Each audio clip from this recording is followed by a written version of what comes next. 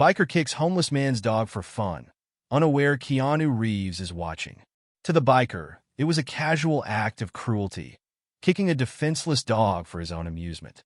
He was utterly oblivious to the fact that Keanu Reeves, an unexpected witness, was about to make it his business. The late afternoon sun painted long, distorted shadows across the cracked asphalt of the supermarket parking lot, a mundane stage for the everyday dramas of suburban life. Shopping carts, those unwieldy metal steeds, clattered and groaned, their metallic voices a soundtrack to the hurried footsteps of shoppers preoccupied with their lists and errands. The air, thick with the scent of exhaust fumes and the faint, sweet perfume of wilting flowers from a nearby stall, hummed with the low murmur of conversations, car horns, and distant traffic. Yet within this seemingly ordinary tableau, a moment of stark contrast was about to unfold. A raw eruption of anger meeting an unexpected bastion of calm that would etch itself into the memories of those who witnessed it. You'd hardly expect the threads of a morality play to be woven into the fabric of such a commonplace setting, would you? It makes you ponder the unseen stories flickering at the edges of our perception, the silent battles fought and won in the most unassuming of locations, until suddenly they demand our attention. The sprawling expanse of the parking lot pulsed with the rhythm of ordinary life, each individual encased in their bubble of routine. Mothers wrangled toddlers, their small hands clutching juice boxes. Teenagers ambled with the effortless cool of their age, and harried businesspeople juggled phones and briefcases. Amidst this flurry of activity, tucked away in a forgotten corner, almost swallowed by the lengthening shadows of the supermarket building, sat Arthur. His face, a roadmap of wrinkles etched by time and hardship, was framed by a wild tangle of gray hair and a beard that spoke of many missed trims. His clothes, though clean, bore the unmistakable wear of a life lived on the fringes. Beside him, nestled against his worn canvas bag, lay a faded piece of cardboard, its message scrawled in shaky letters, "Help me and my best friend." The cardboard trembled slightly as a gust of wind swept through the parking lot, momentarily revealing the hopeful vulnerability beneath the stark request. His best friend, a scruffy terrier mixed with intelligent, soulful eyes, was named Gus. He lay curled at Arthur's side, his breathing a soft, comforting rhythm against the cacophony of the parking lot. Their bond transcended words, a silent conversation of mutual reliance forged in the unforgiving crucible of shared adversity. Arthur often found his thoughts drifting back to that brutal winter night, the memory still a sharp ache in his bones. The wind had been a relentless assailant, biting through his thin layers of clothing, and a gnawing fever had held him captive, each shivering breath a desperate plea for respite. He'd huddled in this very spot, the cold seeping into his very core, the darkness whispering temptations of surrender. Then, like a phantom emerging from the shadows, Gus had appeared. No dramatic entrance, no boisterous barking, just a quiet presence, a warm weight settling beside him, a small furry furnace against the encroaching cold. The dog had simply been there, and in that profound loneliness, his presence had been a lifeline, a silent reassurance that he wasn't entirely forgotten. The fever broke by morning, a fragile dawn mirroring the newfound hope that had flickered within Arthur. He knew with a certainty that settled deep in his soul that Gus was more than just a stray. He was a reason to face another day. Unseen by Arthur and Gus, another figure was about to enter their orbit, his arrival set to disrupt the mundane rhythm of the afternoon. A man whose unexpected intervention would send ripples through the parking lot, altering the course of their quiet existence in a way no one could have predicted. A silent observer, thus far, but poised to become an active participant in the unfolding drama. Perhaps he was just another face in the crowd, blending seamlessly with the other shoppers, or maybe he was simply lingering near his car, a silent witness to the unfolding scene. The relative tranquility of the late afternoon was abruptly shattered by a guttural roar that ripped through the air like tearing fabric. The aggressive snarl of a high-performance motorcycle, its engine a throbbing beast of chrome and steel, sliced through the gentle hum of the parking lot, instantly seizing the attention of everyone within earshot. Heads swiveled, conversations faltered, and the mundane symphony of suburbia was momentarily silenced by this intrusive metallic shriek. The machine, a gleaming obsidian predator, screeched to a halt with an arrogant flourish near the entrance of the supermarket, the lingering growl of its engine a palpable threat hanging in the air. It was a sound that spoke of speed and power, but also of a certain recklessness, a disregard for the quietude of the space it had invaded. The rider, a hulking silhouette clad in worn, black leather, moved with the practiced ease of someone accustomed to commanding attention. He swung a muscular leg over the seat, the movement fluid and assured. He reached up and pulled off his helmet, the removal revealing a face that seemed etched with a history of discontent. His features were sharp, his jawline tight, and a faint scar bisected one eyebrow, lending him a perpetually brooding air. His eyes, cold and calculating, like chips of flint, slowly scanned the parking lot, his gaze lingering on individuals as if assessing their worth, their potential for something. There was an unsettling aura of simmering anger about him, a palpable tension in his posture, suggesting he was spoiling for confrontation, seeking an outlet for some inner turmoil. His gaze finally snagged on the quiet corner, drawn to the stark vulnerability of Arthur and Gus like a predator spotting its prey. The biker strode towards them, his heavy, steel-toed boots striking the asphalt with a resonant thud, each step a deliberate declaration of his impending presence. The sound echoed in the sudden hush that had fallen over the nearby shoppers, a rhythmic countdown to the inevitable clash. As he neared, a sneer, thin and cruel, twisted his lips, revealing a flash of yellowed teeth. "Well, well, well," he drawled, his voice thick with disdain, each word a deliberate barb. "Look what the cat dragged in. The resident bum and his mangy mutt. Bet that flea-bitten excuse for a dog is the only friend you've got left, old-timer. Probably smells worse than you do." His words were laced with a corrosive mockery, a casual cruelty that seemed designed to wound. Gus, sensing the abrupt shift in the atmosphere, the palpable wave of hostility emanating from the approaching figure, rose slowly to his paws, a low, guttural growl rumbling deep in his chest, a primal warning.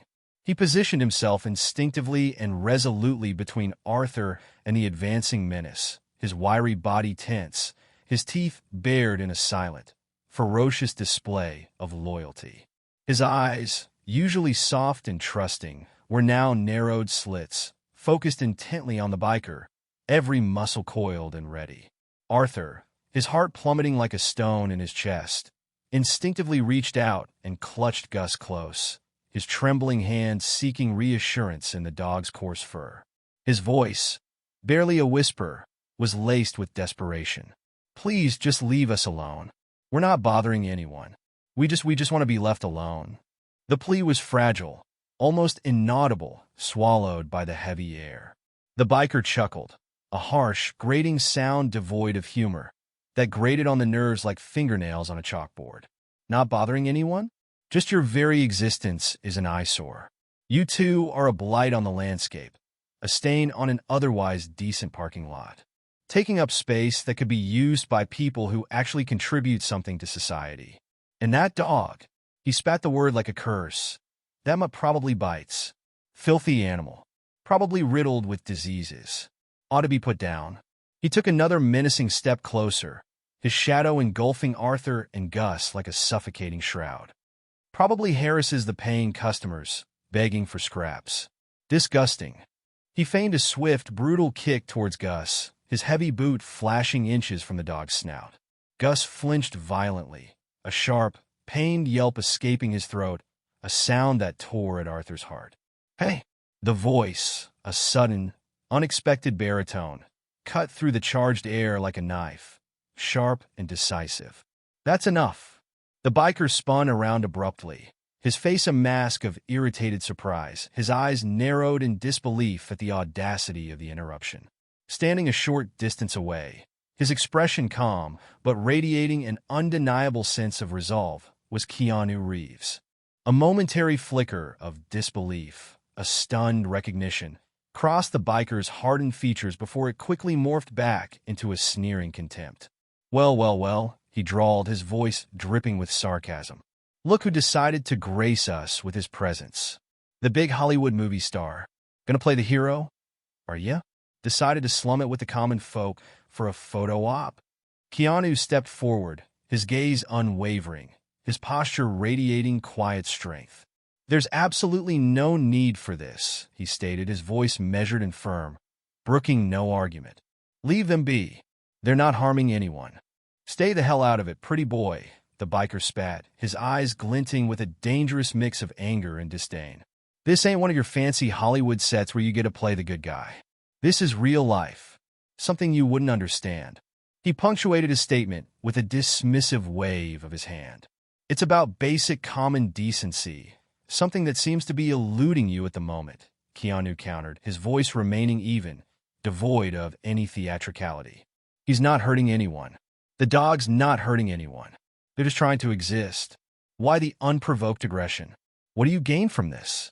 Because they don't belong here, the biker roared, his face flushing crimson, his veins bulging at his temples. They're an eyesore, understand? They make this place look like crap.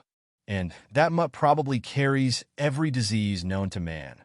He spat on the ground, a gesture of pure contempt. Keanu shook his head slowly, a hint of weariness flickering in his usually calm eyes. Inflicting pain on them won't solve whatever problem you have. It just makes you a bully. It diminishes you, not them. The biker scoffed, a harsh, disbelieving sound. You wouldn't understand, Mr. Millionaire movie star. You live in a completely different world, a world of privilege and fantasy. He took a step closer to Keanu, his posture deliberately menacing, his body language screaming aggression. What's it to you anyway? Gotta get your good deed for the day in? Trying to impress the peasants? Keanu's expression remained steady, his gaze unwavering. It's not about me, he stated simply, his voice carrying the quiet weight of conviction. It's about what's right and what's wrong. And what you're doing right now, it's unequivocally wrong. He subtly shifted his stance, his eyes flicking momentarily towards a slight, almost imperceptible sway in the biker's posture. And you've been drinking, he added, his voice low but firm. This isn't going to end well for anyone involved. The biker's eyes narrowed, a flicker of something akin to fear briefly crossing his features before being quickly replaced by a surge of belligerence. You don't know a damn thing about what I'm going through, he snarled, his voice laced with a raw, wounded anger. Maybe not, Keanu conceded, his voice calm and measured, his gaze softening slightly. But I can see that you're in pain, and I know that taking it out on someone weaker, someone who can't defend themselves, isn't the answer. It won't fill whatever void you're trying to fill. Suddenly, with a speed that belied his size, the biker lunged forward, a guttural cry of rage tearing from his throat. He snatched a half-empty plastic bottle of soda from the saddlebag of his motorcycle, his thick fingers clamping around it with a force that threatened to crush it. You think you're so high and mighty, huh? He snarled, his face contorted with fury, the veins in his neck throbbing. He brandished the bottle like a makeshift weapon, the remaining liquid sloshing menacingly within. Think you can just waltz in here and judge me? Tell me what's right and wrong? The tension in the air thickened, becoming almost palpable. It crackled with unspoken threats and simmering aggression.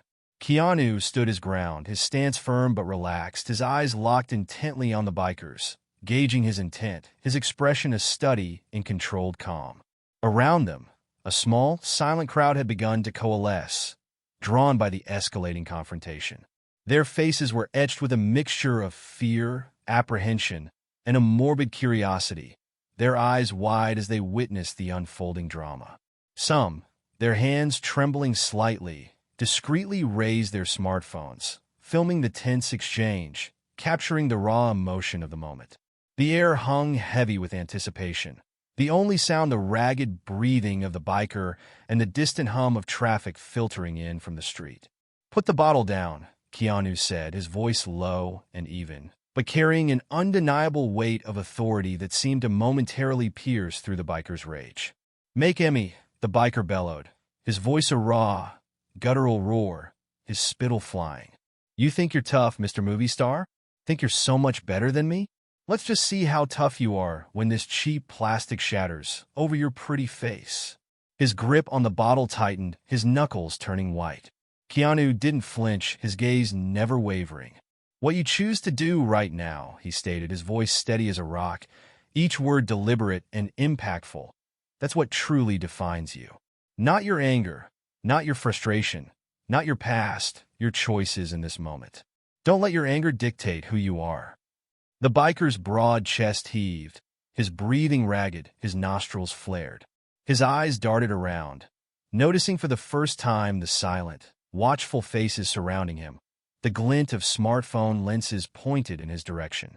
A flicker of something, a brief moment of self-awareness, perhaps even a nascent sense of shame, crossed his features, quickly masked by a renewed surge of defiance. "We peep." The sharp, piercing shriek of a security whistle sliced through the tense atmosphere, shattering the charged silence like a shard of glass. Every head, including the bikers, whipped around towards the source of the abrupt intrusion. A stocky, middle-aged man in a slightly faded security uniform, his face etched with years of dealing with minor infractions and parking lot squabbles, was striding purposefully towards them, his expression firm and no-nonsense. "All right. That's enough of that," the security guard barked, his voice surprisingly loud and authoritative, carrying the weight of his position. "Put the bottle down right now and step away from those people. This is private property, and we don't tolerate this kind of behavior."